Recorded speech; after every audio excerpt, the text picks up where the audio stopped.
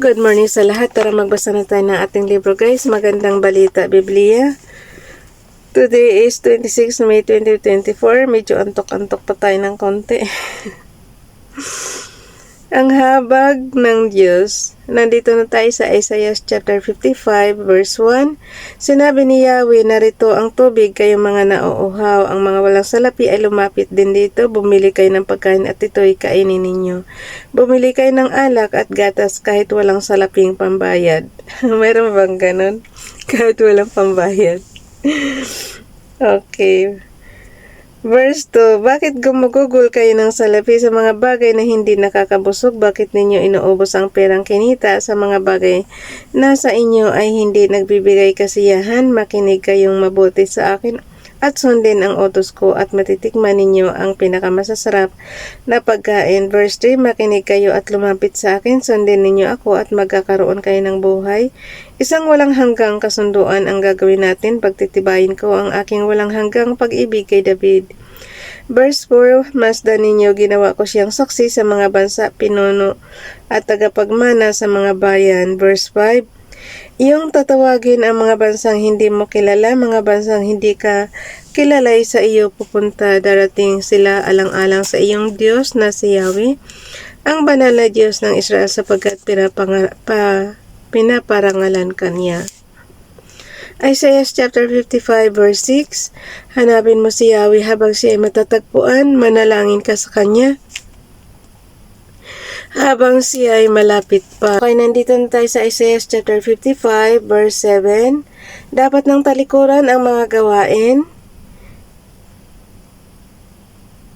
ng taong masama at dapat magbago ng pag-iisip ang taong liko.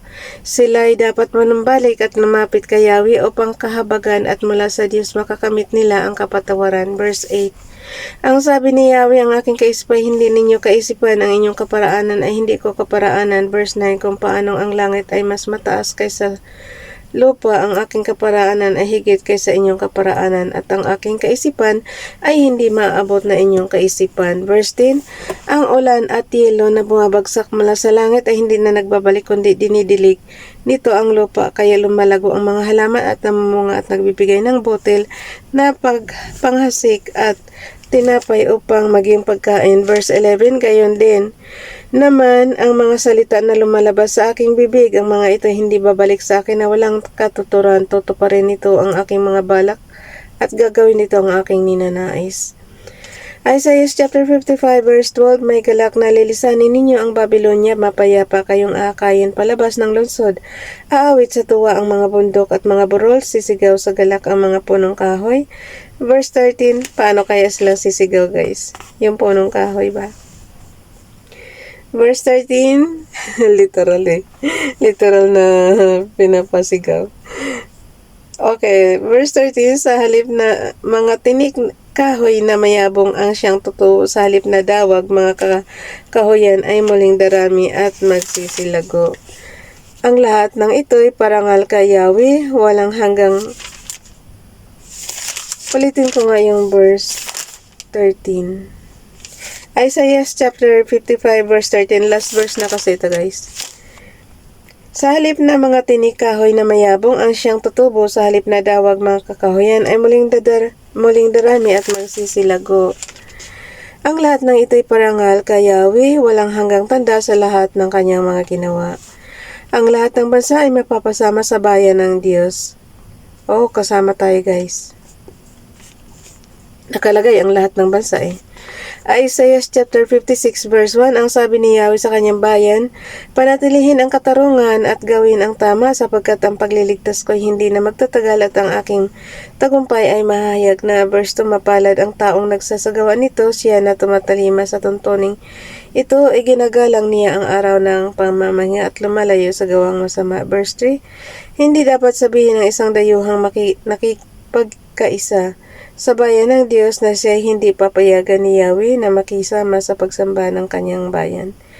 Hindi dapat isipin ng mga yunoko na hindi sila karapat-dapat na mapabilang sa bayan ng Diyos, sapagkat hindi sila magkakaanak. Verse 4, ang sabi ni Yahweh, sa mga yunokong gumagalang sa araw ng pamamahinga na gumagawa ng mga bagay na lulugod sa akin at tapat na iniingatan ng aking kasunduan. Verse 5, ang pangalan mo ay alalahanin sa aking templo at sa gitna ng aking bayan ng mas matagal kaysa paggunita sa iyo. Kung ikaw ay nagkaroon ng mga anak, hindi ka malilimot kahit kailan. Verse 6, ito naman ang sabi ni Yahweh sa mga dating dayuhan na ngayon kabilang sa kanyang bayan. Buong pusong naglilingkod sa kanya, iginagalang ang araw ng pamamahinga at matapat na nag-iingat sa kanyang tipan. Verse 7, dadalhin ko kayo sa banal na bundok, ipadarama ko sa inyo ang kagalakan sa aking templo. Malulugod ako sa inyong mga handog at ang aking tahanan ay tatawaging bahay dalanginan ng lahat ng bansa. Verse 8, ipinangako pa ng Panginoong Yahweh sa mga Israelitang ibinalik niya mula sa pagkatapon na marami pa siyang isasama sa kanila para mapabilang sa kanyang bayan. Hinatulan ng mga pinuno ng Israel. Isaiah chapter 56 verse 9, tinawag ni Yahweh ang ibang mga bansa upang salakayin at wasakin ang kanyang bayan tulad ng pagsalakay ng mababangis na hayop mula sa kagubatan. Verse 10, ang sabi niya, bulag ang mga pinuno na dapat magpaalala sa mga tao. Wala silang nalalaman para silang mga asong hindi marunong tumahol, ang alam lang nila ay magyabang at mangarap, ang ibig ay laging matulog. Isaiah chapter 56 verse 11, para silang asong gutom, walang kabusugan, sila'y mga pastol na walang pangunawa, ginagawa nila ang anumang magustuhan at walang iniisip kundi sariling kapakanan. Isaiah chapter 56 verse 12, Isaiah chapter 56 verse 12 guys. Ang sabi nila, halik kayo at kumuha kayo ng alak, uminom tayo hanggang mayroon. Magiinuman muli tayo bukas ng mas marami kaysa ngayon. Akala ko ba bawal maglasing? Bakit iinom pa ng mas marami? Hanggang dyan na lang guys. Bye everyone. God bless.